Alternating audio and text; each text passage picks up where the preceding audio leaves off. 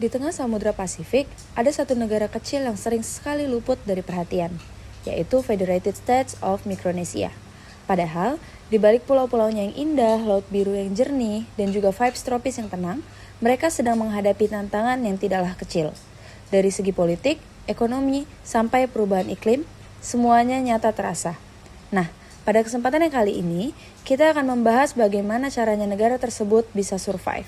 Akhir-akhir ini aku tuh sering kepikiran deh guys, gimana sih caranya negara-negara kecil kayak Mikronesia tuh bisa bertahan sampai sekarang?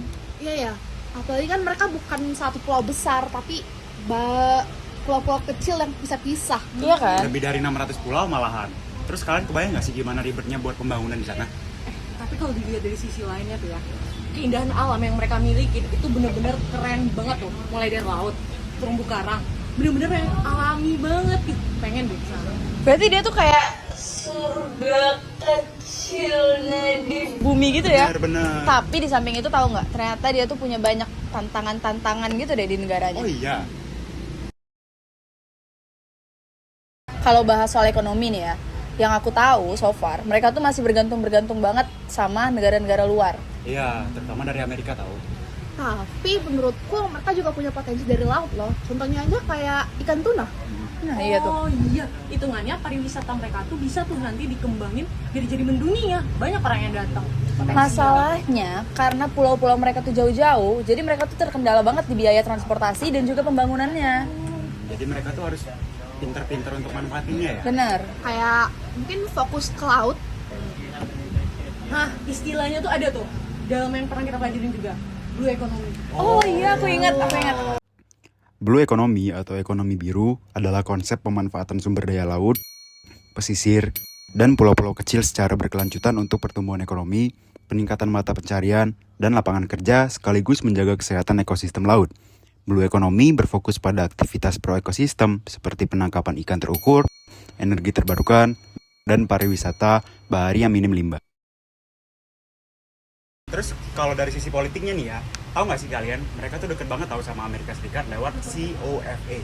COFA atau Compact of Free Association merupakan perjanjian internasional antara Amerika Serikat dan 3 negara kepulauan Pasifik, yaitu Mikronesia, Kepulauan Marshall, dan Palau. COFA mengatur bantuan ekonomi, pertahanan, dan hubungan migrasi yang menjadikan mereka negara berdaulat dengan kemitraan khusus dengan Amerika Serikat. Berarti mereka dapat bantuan dan perlindungan dong. Iya. Nah, tapi Cina juga lagi aktif tahu di daerah Pasifik.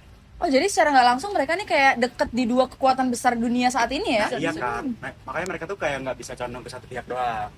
Soalnya kalau mereka salah langkah, mereka malah bisa kebawa-bawa ke konflik geopolitik sih. Benar. Nah, makanya kalau dalam hal yang pernah kita pelajarin ya, itu strategi mereka yaitu balancing, di mana mereka tuh bakal main aman, yang mana ya buat benefit mereka aja yang dicari.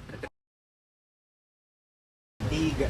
Tapi menurut aku ya, kalau aku melihat ini yang paling bahaya tuh perubahan iklimnya sih kayaknya. Iya, karena pulau mereka tuh kecil. Nah, Kalau misalnya ada kenaikan air laut dikit aja kan bisa bikin mereka terdampak.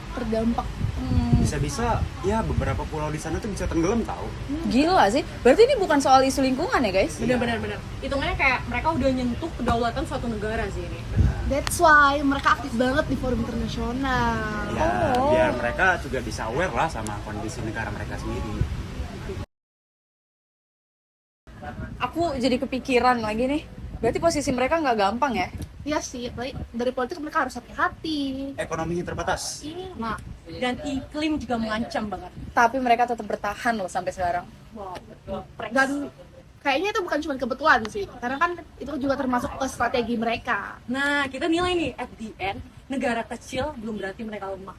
Oh, berarti mereka tuh yang penting ya cara mereka untuk adaptasi lah ya. Bener.